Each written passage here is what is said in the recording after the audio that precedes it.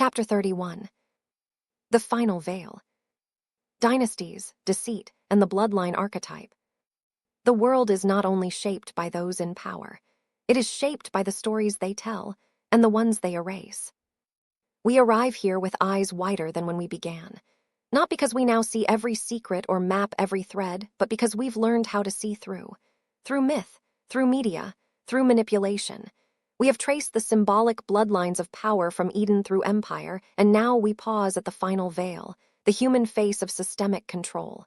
Families, names, inheritances. Because before power was global, it was genealogical. We have explored how the archetype of Cain represents the fracture, not only between brother and brother, but between man and meaning, sacred and profane, life and legacy. But Cain didn't just kill Abel. He founded a lineage, a pattern, an echo that reverberates through the dynasties that now shape our world. These are not merely individuals, they are walking vaults of memory and distortion. The Rothschilds, the Rockefellers, the Windsors, the Habsburgs, their wealth is old, but older still is the myth they carry, that some are born to rule while others are born to serve. And behind their carefully curated reputations lie centuries of estrangement from the sacred, masked as divine right, progress, or charity. Just as Cain built cities, monuments, and institutions to distance himself from the soil he could no longer touch, modern dynasties have built entire empires of image, dazzling, philanthropic, and hollow.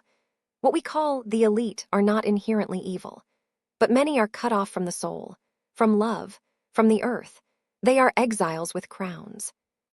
Their greatest curse is the performance of meaning, without meaning. Charities that launder legacies, foundations that veil extraction, royal families who speak of unity while sitting atop centuries of theft, enslavement, and genocide. Institutions like the Vatican, once guardians of mystical wisdom, now a gatekeeper of secrets while protecting silence. And still, within them, lives the possibility of redemption. Because lineage alone does not damn us, archetype is not fate. Even Cain was marked, not only as a curse, but perhaps also as a clue, a sign of what happens when wounded leadership becomes generational.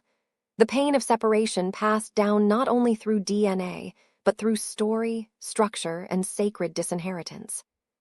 This is the spiritual condition of many dynasties, an inheritance of exile, power without presence, legacy without land, wealth without wisdom. And yet, we must ask this now, not as condemnation, but as invitation. What would it mean for those born into the empire to choose stewardship over sovereignty?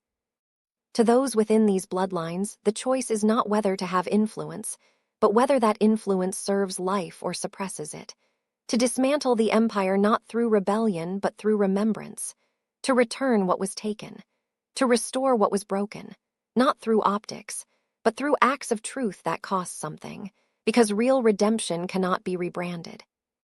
The Cain Code is not broken through apology campaigns or environmental grants. It is broken by tearing down the altars built to false gods, legacy, image, and institutional immunity. It is broken when those who inherited the world's pain stop trying to manage it and begin to feel it. The story we've traced through has not just been about deception. It has been about disconnection, about memory hijacked, feminine wisdom erased, temples hollowed, nature conquered, lineages twisted into shackles. But even within the most compromised architecture lives a spark of the original sacred flame. And so we end this chapter not by shamming those in power, but by asking them to wake up, to step out from behind the veil and face what has been done in their names, to renounce the game of God, to return not to the throne but to the soil, because this isn't just about the ruling class, it's about the archetype of control that lives in all of us, the ways we seek status instead of service, influence instead of intimacy, power instead of presence. We have all inherited the fracture. And we are all capable of choosing differently. The real revolution is not against others, it is within.